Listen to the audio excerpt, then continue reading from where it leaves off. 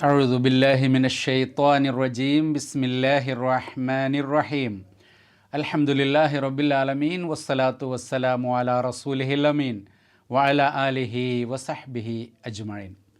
പ്രിയപ്പെട്ടവരെ, അസ്സലാമു അലൈക്കും വറഹ്മത്തുള്ളാഹി വബറകാതുഹു. സൂറത്തുൽ ഹുജുറാത്തിൽ കഴിഞ്ഞ ക്ലാസ്സിൽ പ്രവാചകൻ്റെ ശബ്ദത്തേക്കാൾ ശബ്ദം ഉയർത്തരുത്, മറ്റുള്ളവരോട് ഒച്ചയിടുന്നത് പോലെ പ്രവാചകനോട് ഒച്ചയിടരുത് എന്ന് തുടങ്ങിയ വളരെ മൗലികമായ ചില സ്വഭാവ മര്യാദകൾ, അടിസ്ഥാനങ്ങളാണ് നമ്മൾ പഠിച്ചത്. നാലാമത്തെ സൂക്തത്തിൽ അല്ലാഹു സുബ്ഹാനഹു വ തആല പറയുന്നു, ഇന്നല്ലദീന യുനാദൂനക മിൻ വറാഇൽ ഹുജുറാത്തി, തീർച്ചയായും ഭവനങ്ങൾക്ക് വെളിയിൽ നിന്ന് താങ്കളെ വിളിക്കുന്നവർ എന്ന കാര്യത്തെ പറ്റിയാണ് സംസാരിക്കുന്നത്.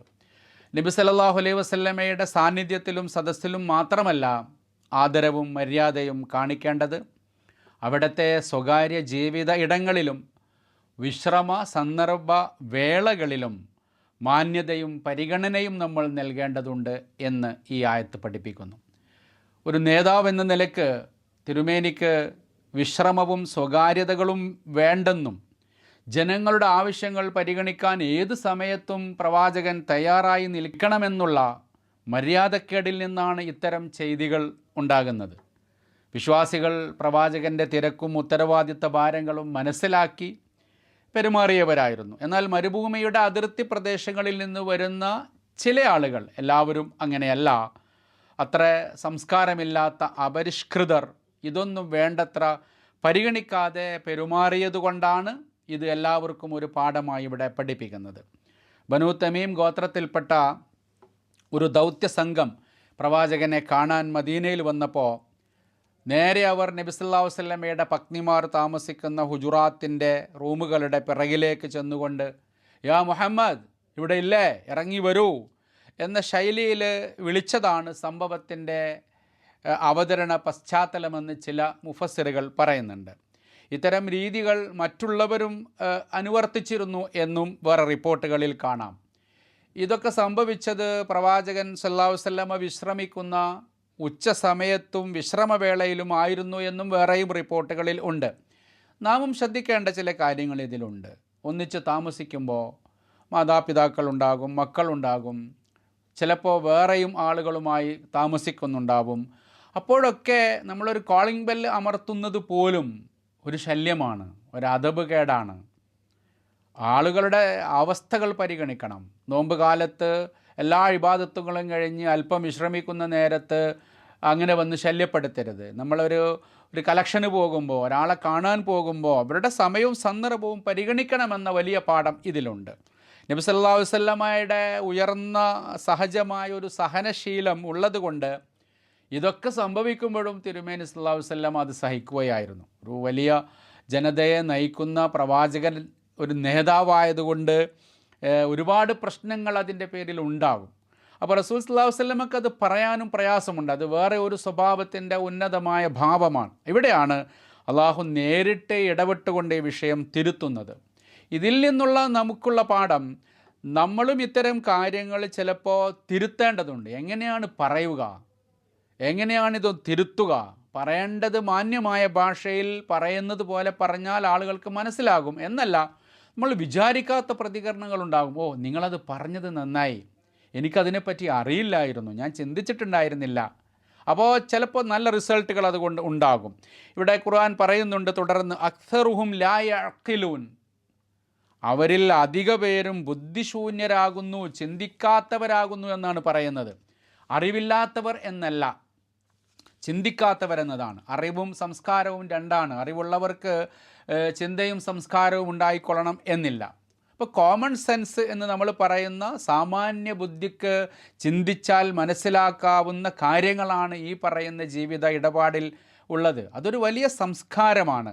ഇപ്പോൾ കോമൺ സെൻസ് മാത്രമല്ല, സിവിക് സെൻസ് എന്ന് പറയുന്ന പൗരബോധം, അതുപോലെ നേരത്തെ പറഞ്ഞ കോമൺ ബോധം, ഇതൊക്കെ തന്നെ സത്യവിശ്വാസികൾ ആർജിക്കേണ്ട വളരെ പ്രധാനപ്പെട്ട ഒരു കാര്യമാണ്. നല്ല ഒരു ദീനാണ്, പക്ഷേ കൊണ്ടു നടക്കുന്നവർ ശരിയല്ല എന്ന വിലയിരുത്തൽ മുസ്ലിങ്ങളെക്കുറിച്ചുണ്ട്. നല്ല സംസ്കാരം അത് പഠിപ്പിക്കുന്നു, പക്ഷേ അവരിൽ അതില്ല. അപ്പോൾ ഇത്തരം സ്വഭാവ സംസ്കാരങ്ങൾ നമ്മളിൽ ഉണ്ടാവേണ്ടതാണ്. ചില ആളുകൾ എൻ്റെ കാര്യം പെട്ടെന്ന് നടക്കണം, മറ്റുള്ളവരുടെ സൗകര്യം എന്തായാലും എനിക്ക് പ്രശ്നമില്ല. അപ്പോൾ ആളുകളെ കാണുന്നിടത്ത്, സമീപിക്കുന്നിടത്ത്, സംസാരിക്കുന്നിടത്ത്, ചെല്ലുന്നിടത്ത് എൻ്റെ കാര്യം ഒന്ന് വേഗം നടന്നു കിട്ടട്ടെ, അദ്ദേഹം ഉറങ്ങുകയോ ഉറങ്ങാതിരിക്കുകയോ വിശ്രമിക്കുകയോ എന്താവട്ടെ, ഇതൊരു സ്വാർത്ഥ ചിന്തയാണ്. ഇത്തരം പ്രവൃത്തികൾ വ്യക്തികളിലും കുടുംബങ്ങളിലും ഒക്കെ ഉണ്ടാകാറുണ്ട്. നമ്മളിൽ ഇത്തരക്കാരുണ്ടാകും. പക്ഷെ അത് ഒരു ചിന്താശൂന്യതയാണെന്ന് ഖുർആൻ പറയുന്നത് അവരും നമ്മളും ശ്രദ്ധിക്കണം. ചിന്താശൂന്യമാണ്, അത് ചിന്തിക്കാത്തവരുടെ പ്രകൃതമാണ്. അപ്പോൾ വീടുകൾ സന്ദർശിക്കുമ്പോൾ അവരുടെ സൗകര്യങ്ങൾ, സമയം പരിഗണിക്കുക, ജീവിതത്തിൽ തിരക്കുള്ളവരുടെ വിശ്രമവേളകൾ വകവെച്ചു കൊടുക്കുക, സ്വകാര്യതകളിലേക്ക് കടന്നു കയറാതിരിക്കുക, വീടിൻ്റെ പിറകിലൂടെ പോയിട്ട് കാര്യങ്ങൾ സാധിക്കുകയല്ല വേണ്ടത്. ഉയർന്ന ഇസ്ലാമിക ഗൃഹ സന്ദർശന മര്യാദകൾ ഈ ആയത്ത് പഠിപ്പിക്കുന്നുണ്ട്. അപ്പോൾ വീട്ടിലേക്ക് ചെല്ലുമ്പോൾ 3 പ്രാവശ്യം സലാം പറയണം, അവർ മടക്കിയിട്ടില്ലെങ്കിൽ മടങ്ങിപ്പോരണം, വാതിലിന് തുറക്കുമ്പോൾ മുന്നിൽ നിൽക്കാൻ പാടില്ല, മാറി നിൽക്കണം. ഇതൊക്കെ ഉയർന്ന ഒരു സംസ്കാരമാണ്.